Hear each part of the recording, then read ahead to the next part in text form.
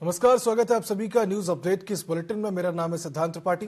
रुक करते खबरों की ओर, जहां देश के पूर्व प्रधानमंत्री एचडी देवगौड़ा निजी दौरे पर नैनीताल पहुंचे। उन्होंने प्रेस कॉन्फ्रेंस करते हुए नैनीताल की खूबसूरती की तारीफ की। उन्होंने कहा कि नैनीताल अपने आप में ही एक खूबसूरत पर्यटक स्थल है।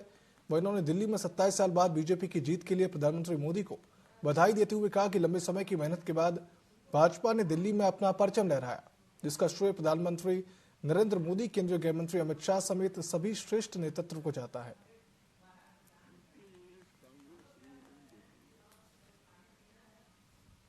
$15 years Congress rule in Delhi, 15 years Aam Aadmi rule. Now, Bharatiya Janata Party under the leadership of our Honorable Prime Minister, they got the mandate of the people. People of Delhi was fed up and gave them the mandate to the leadership of the Honorable Prime Minister Modi and the Home Minister Mr. Shah, Amit Shah ji. 15 years Congress. वचेरी में Chamba police ने Vaidika medical store और management के छात्र छात्राओं के साथ यातायात नियमों के पालन करने और नशा से दूर रहने के कस्बे में जन जागरूकता रैली का आयोजन किया। रैली के दौरान बिना हेलमेट सवारी, यातायात नियमों का पालन न करने वाले चालकों और आम जनमानस को गुलाब देकर भविष्य में यातायात नियमों का पालन करने के लिए कहा गया। साथ ही यातायात नियमों के उल्लंघन करने पर कड़ी कार्रवाई की जाने की बात भी की गई है।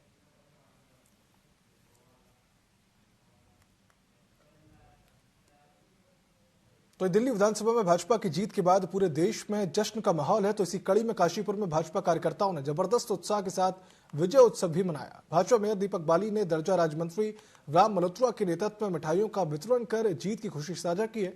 दर्जा राज्य मंत्री राम मल्होत्रा ने कहा कि झूठ की राजनीति करने वाले नेताओं के दिन लग चुके हैं। भाजपा मेयर दीपक बाली ने कहा कि बीजेपी की इस प्रचंड जीत के बाद अब दिल्ली में चौमुखी विकास की राह खुलेगी। मोदी सरकार की योजनाएं तेजी से लागू होंगी और दिल्ली को उसका वास्तविक हक मिलेगा।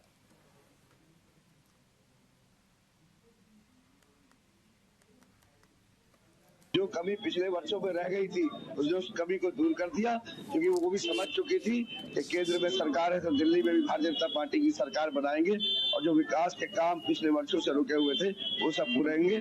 सभी में बहुत उत्साह है। आज केजरीवाल के जो है का घमंड का अंत हुआ है। उसने जिस तरीके से अपने गुरु अन्ना हजारे को धोखा दिया, अपने साथियों को धोखा दिया और जिस तरीके से दिल्ली की जनता को धोखा दिया, उसका अंत हुआ है।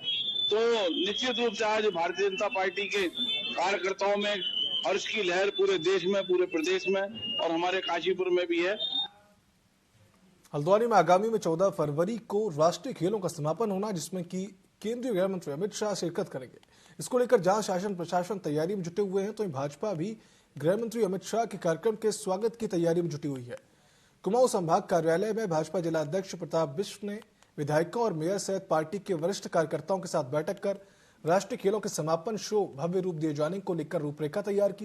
जिला अध्यक्ष प्रताप बिष्ट ने बताया कि उत्तराखंड जैसे छोटे राज्य में राष्ट्रीय खेलों के सकुशल संचालन से राज्य सरकार ने एक नया आयाम स्थापित किया है।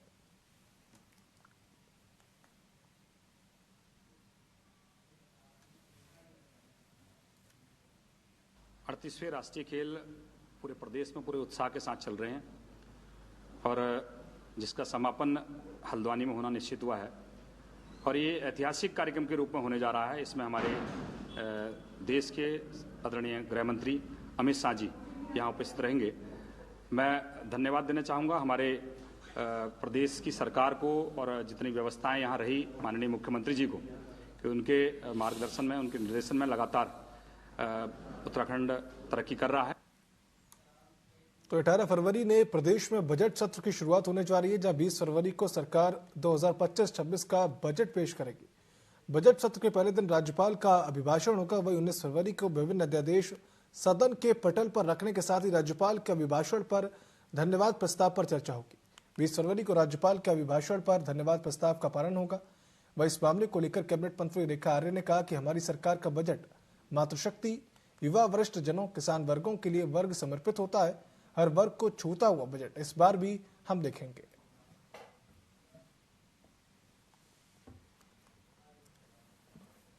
और हमारे गरीबों को किस प्रकार से उनके लिए कल्याणकारी योजनाओं के लिए किस प्रकार का आर्थिक प्रबंधन हो उसकी व्यवस्था होती है। तो बजट पूरी तरीके से हर वर्ग को छूता हुआ समावेशी बजट आप हम सब लोग देखेंगे और निश्चित रूप से ये बजट जो है सरकार के 2025-26 का जो हमारा मैनिफेस्टो है उसको रिफ्लेक्ट करता हुआ ये बजट आप हम सब देखेंगे और मैं समझती हूँ कि ऐतिहासिक बजट होगा। हम एक दौर यूसीसी के उससे भी एक ऐतिहासिक निर्णय के साथ में हम लोग गुजरे हैं, तो आने वाले समय में मैं समझती हूँ कि और भी हिस्टोरिकल निर्णय जो है अपने बजट सेशन में हम देखेंगे। और प्रदेश में उत्तराखंड विद्यालय शिक्षा परिषद की बोर्ड परीक्षाएं 21 फरवरी से शुरू हो रही हैं। इसको देखते हुए शिक्षा विभाग की ओर से तनाव प्रबंधन पर एक कार्यशाला आयोजित की गई, जिसका मुख्य उद्देश्य छात्रों को परीक्षा के समय तनाव मुक्त रहने की शिक्षा देना है। आपको बता दें कि कार्यशाला में शिक्षा महानिदेशक झरना कमठान ने छात्र छात्राओं को परीक्षा में तनाव मुक्त होने के गुण सिखाए। वर्चुअली वर्कशॉप में सैकड़ों स्कूलों के साथ हजारों छात्रों ने फ्री माइंड परीक्षा देने के गुण सीखे हैं।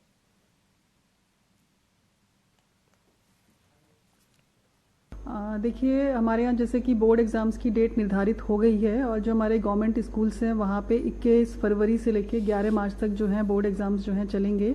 तो इसको लेकर के हमने जो हमारे बोर्ड स्टूडेंट्स हैं बोर्ड क्लासेस के, उनके साथ में एक वर्कशॉप प्रारंभ करी है स्ट्रेस मैनेजमेंट पे। तो कल उसका इनॉग्रेशन हुआ था, तो उसमें लगभग 200 से अधिक विद्यालय जो हैं वर्चुअली कनेक्ट हुए थे। तो प्रधानमंत्री नरेंद्र मोदी 10 फरवरी को देश भर के छात्रों से परीक्षा पर चर्चा कार्यक्रम के जरिए संवाद करेंगे। इस कार्यक्रम को लेकर उत्तराखंड में तैयारियां पूरी कर ली गई हैं और इसे लेकर मुख्यमंत्री धामी ने मीडिया से बात करते हुए कहा कि देश के प्रधानमंत्री हमेशा से ही युवाओं का मार्गदर्शन करते हैं और क्योंकि परीक्षाओं के समय बच्चों में थोड़ा तनाव रहता है, इसलिए प्रधानमंत्री बच्चों को परीक्षा को लेकर मोटिवेट करते हैं, जो कि बेहद सराहनीय है। वहीं राज्य शैक्षिक अनुसंधान एवं प्रशिक्षण परिषद उत्तराखंड के अपर निदेशक प्रदीप कुमार रावत ने बताया कि छात्रों में परीक्षा पर चर्चा कार्यक्रम को लेकर काफी ज्यादा उत्साह है। देखिए, आदरणीय प्रधानमंत्री जी का हमेशा से नवाचार पर और हमारे जो नवोदित उदयमान देश के भविष्य हैं उनको हमेशा एक अच्छा मार्गदर्शन उनको मिले, उनकी सोच अच्छी हो, वो अच्छी दिशा में जाएं और अपने हर प्रकार से अपने व्यक्तित्व का भी विकास करें, अपने शारीरिक विकास की ओर भी ध्यान दें और अपनी परीक्षाओं की तैयारियां, क्योंकि परीक्षाओं के समय में अधिकतर बच्चे हमारे तनाव में आ जाते हैं, अनेक प्रकार की जो टेंशन होती है उनको घेर लेती है। और ये जो परीक्षा पे चर्चा आदरणीय प्रधानमंत्री जी ने शुरू किया है, इसके कारण से बच्चों में एक आत्मविश्वास बढ़ा है और परीक्षाओं को आसानी से वो लोग पहले से तैयारी कर लेते हैं और जिसके कारण से उनका तनाव भी दूर होता है और आगे बढ़ने की प्रेरणा भी मिलती है। परीक्षा पे चर्चा कार्यक्रम के माध्यम से परीक्षा के दौरान बच्चों में जो तनाव की स्थितियां पैदा होती हैं उनको कैसे कम किया जाए, इस पर विशेष रूप से दृष्टि होती है। क्योंकि प्रायः देखा गया है कि जब परीक्षाएं होती हैं, विशेष रूप से जब बोर्ड की परीक्षाएं होती हैं, उस समय बच्चे जो है मानसिक तनाव से ग्रस्त होते हैं। तो उससे कैसे बचे और कैसे ध्यानपूर्वक अपना अध्ययन कर पाएं, इस पर विशेष रूप से ध्यान दिया जाता है। बच्चे को तनाव प्रबंधन की एक तरीके से प्रेरणा दी जाती है कि वो अपना तनाव प्रबंधन कर सकें। उत्तराखंड में राष्ट्रीय खेल चल रहे हैं और पिछले 2 दिनों में उत्तराखंड के खिलाड़ियों ने अलग अलग खेलों में अत्यधिक मेडल जीते हैं।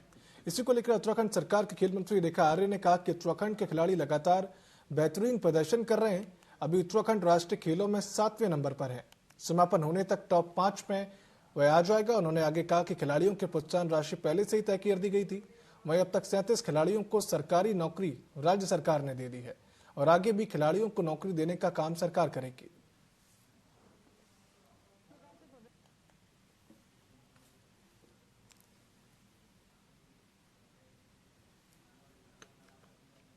प्रकार से प्रदेश के खिलाड़ी बेहतरीन प्रदर्शन कर रहे हैं और जिस प्रकार से आज प्रदेश के खिलाड़ियों ने हमें 7वें पायदान पे लाके आज हम लोगों को गौरवान्वित किया है और जिस प्रकार से लगातार मेडल जीतने का क्रम बना हुआ है, तो मुझे तो भरोसा है कि हम प्रथम 5 में जो है हम निश्चित रूप से हम 14 तारीख तक में या 13 तारीख में हम जरूर उस अंक को भी हम लोग हासिल करेंगे। तो उनको प्रोत्साहित करने के लिए मैं समझती हूँ कि यही रिजल्ट पाने के लिए वो निर्णय सरकार ने बहुत पहले ही कर दिए है। नगद इनाम धनराशि, गोल्ड मेडल लाने पे 12 लाख, सिल्वर मेडल लाने पे 8 लाख, ब्रॉन्ज मेडल लेके आने पे 6 लाख, तो ये निर्णय तो हम पहले ही कर चुके हैं। आउट ऑफ 10 जॉब हम 37 लोगों को दे चुके हैं। उत्तराखंड में भारतीय जनता पार्टी का संगठन का चुनाव होना है और कयास लगाए जा रहे हैं कि भाजपा के प्रदेश अध्यक्ष के रूप में नया चेहरा अब सामने आ सकता है। जिला संगठन से लेकर मंडल अध्यक्षों की भी नियुक्ति होनी है, जिसे लेकर देहरादून में बीजेपी ने संगठन चुनाव को लेकर कार्यशाला का आयोजन किया, जिसमें कि मुख्यमंत्री धामी के साथ अध्यक्ष महेंद्र भट्ट, भाजपा की सह प्रभारी रेखा वर्मा और राष्ट्रीय चुनाव प्रभारी ने हिस्सा लिया। और प्रदेश अध्यक्ष ने मीडिया से कार्यशाला को लेकर चर्चा भी की।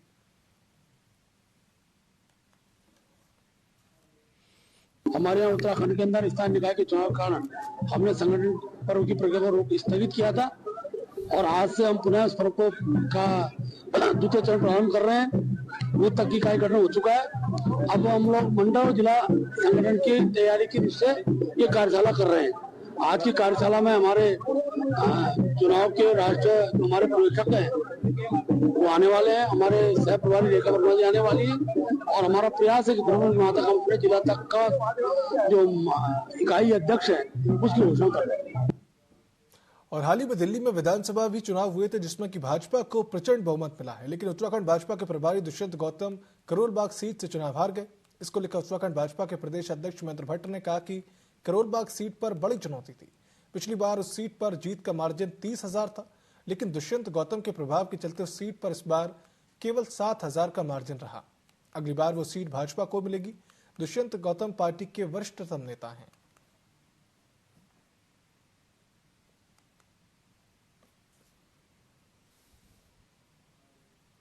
चुनाव हमको पूरी उम्मीद है चुनाव हम जीतेंगे, लेकिन पिछली बार 30,000 मतों का अंतर था और सभी कार्यकर्ताओं का प्रयास किया, हम उस सीट को जीत नहीं पाए और भविष्य के अंदर सीट हमारी हो, हमारा प्रयास है। जहाँ तक दुष्यंत जी हमारे बहुत वरिष्ठ नेता है और चुनौतीपूर्ण सीट पर जब किसी वरिष्ठ नेता को लड़ाया जाता है तो दोनों प्रकार से बनी रहती है, लेकिन दुष्यंत जी का वो प्रभाव था कि 30,000 की जो हार का मार्जिन था वो हम 7,000 को लाए। भविष्य में वो भारतीय जनता पार्टी की चुनाव।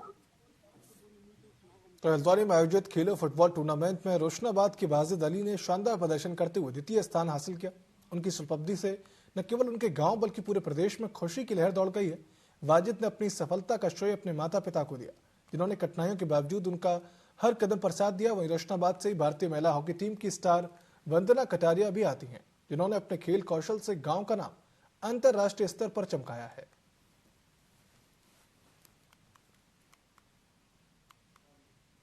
ये हल्द्वानी में हो रहा था, जो कि 38 नेशनल गेम्स उत्तराखंड ने होस्ट किया है, जिसमें हम पार्टिसिपेट किया था फुटबॉल टीम से और 38 सालों में पहली बार जाकर उत्तराखंड का मेडल आया, वो भी सिल्वर, जो कि बहुत बड़ी बात है। आज तक हिस्ट्री में उत्तराखंड को कभी पार्टिसिपेट नहीं मिला नेशनल गेम्स में और पहली बारी में ही होस्ट किया और उसमें टीम बनाई हमारी, जो उसमें हमारे सब प्लेयर को बुलाया गया था, बाहर से भी जितने भी लोकल प्लेयर थे उन सब की मेहनत से आज हमने पहला मेडल उत्तराखंड के लिए जीता है। इंडिया की पूरी टॉप 8 टीम्स पार्टिसिपेट किया था, जिसमें हमारा सिल्वर मेडल आया है और हमारी टीम में 22 प्लेयर्स थे। आपका बच्चा गेम खेल करके आया है, आपको कैसा लग रहा है? बहुत अच्छा लग रहा है जी, बहुत खुशी हो रही है। और आप क्या काम कर रहा है? आप क्या काम करते हैं? खेली लगाते हैं। तो आज किस तरह की खुशी महसूस हो रही है आपको? बहुत अच्छी खुशी हो रही है, पूरे गाँव के साथ सम्मान की हो रहा। उत्तराखंड में आयोजित किए जा रहे 38वें राष्ट्रीय खेलों के आयोजन ने उत्तराखंड के खिलाड़ियों का भविष्य के लिए खेलों में मुकाम हासिल करने के लिए नई दिशा दी है। राष्ट्रीय खेलों के आयोजन के दौरान कई खेल स्पर्धाओं के लिए मुहैया कराई गई स्थापना सुविधाएं भविष्य में प्रदेश के खिलाड़ियों के लिए बड़ा अवसर प्रदान करेंगी। सूचना महानिदेशक बंशीधर तिवारी ने राष्ट्रीय खेलों के आयोजन को लेकर उत्तराखंड में खेल और खिलाड़ियों के लिए महत्वपूर्ण उपलब्धि बताया। उन्होंने कहा कि इन खेल स्पर्धाओं में उत्तराखंड के खिलाड़ी बेहतर प्रदर्शन कर रहे हैं। युवा खिलाड़ियों को जो खेल में अपना भविष्य बनाना चाहते हैं उनके लिए एक मजबूत आधार भी मिल रहा है। देखिए, राष्ट्रीय खेल उत्तराखंड प्रदेश के लिए एक नए अवसर लेकर के आया है और पहली बार हम देख रहे हैं अब तक आज तिथि तक राष्ट्रीय खेलों में उत्तराखंड के नजरिए से 35 मेडल प्राप्त हो चुके हैं और इस बीच अवस्थापना संबंधी जो कार्य किए गए हैं वो आगे भविष्य के लिए जो युवा हैं उनके काम आएंगे। वो चाहे साइकिल का ट्रैक हो, चाहे शूटिंग रेंज हो, स्विमिंग पूल हो या बॉक्सिंग के लिए जो इंफ्रा डेवलप किया गया है या बैडमिंटन कोर्ट बनाए गए हों, अलग अलग खेलों के लिए जितनी भी स्थापनात्मक सुविधाएं विकसित की गई हैं, भविष्य में योग युवा और अन्य जो खेल प्रेमी हैं, जिस भी खेल को खेलना चाह रहे हैं, एक बेहतर सुविधा उनको मिलेगी। तो नैनीताल के उच्च स्तरीय प्राणी उद्यान में 15 फरवरी से शुरू होने वाले फायर सीजन को लेकर वन संरक्षक टीआर विजूलाल की अध्यक्षता में एक बैठक आयोजित की गई। बैठक में 3 वन रेंजों के अधिकारी शामिल हुए। वन संरक्षक टीआर विजूलाल ने बताया कि मानसून सीजन के दौरान कम बरसात के चलते जंगलों में लगने वाली आग को लेकर वन विभाग हाई अलर्ट पर है। उन्होंने कहा कि आग लगने की घटनाओं को रोकने के लिए अधिकारी कर्मचारियों को प्रशिक्षण दिया जा रहा है और फायर कंट्रोल लाइन काटी जा रही है। ऑफिशियली फायर सीजन फरवरी 15 से जून 22 तक डिक्लेयर है, तो इस पर बहुत सीरियसली हम मॉनिटर कर रहे हैं। पिछले साल से भी 10 गुना हम बहुत हाई अलर्ट में हैं और आज 3 डिवीजन का रेंज ऑफिसर्स का जॉइंट मीटिंग है। इस मीटिंग के बाद फिर हम फायर ड्रिल करेगा। तो फायर ड्रिल में हम सरपंच लोग को इन्वाइट किया था, समस्त फायर वॉचर को हम फील्ड में ट्रेनिंग दे रहे हैं। तो वो इस बार और बहुत सारी तैयारियों के साथ हम ये अप्रोच टाइम कम करने के लिए पूरा कोशिश करूंगा और हर तरफ से जंगल को बचाने के लिए हम ट्रेनिंग करवा रहे हैं स्टाफ लोग को। हाँ, लगने का संभावना हम कंट्रोल ये साफ ये रोड के किनारे वगैरह सफाई कर रहे हैं। जनपद के सिमरी क्षेत्र की मां राजराजेश्वरी चंडिका देवी की बन्यास यात्रा आज अपने देवरा यात्रा के 150वें दिन में सीमांत क्षेत्र जोशीमठ के डांडो रविग्राम गांव स्थित मां नंदा देवी मंदिर पहुंची, जहां देवरा यात्रा में मां चंडिका देवी के प्रतीक स्वरूप सहित देव पशुओं का गर्म जोशी के साथ गांव के समस्त ग्रामीणों ने स्वागत किया, जिसके बाद ग्रामीणों ने मां चंडिका देवी को भेंट स्वरूप अर्घ्य प्रदान किया। दरअसल इस साल शिमली क्षेत्र की मां चंडिका देवी अपने 10 महीने के भ्रमण देवरा यात्रा पर 7 सितंबर 2024 को अपने गर्भगृह से बाहर आई हैं।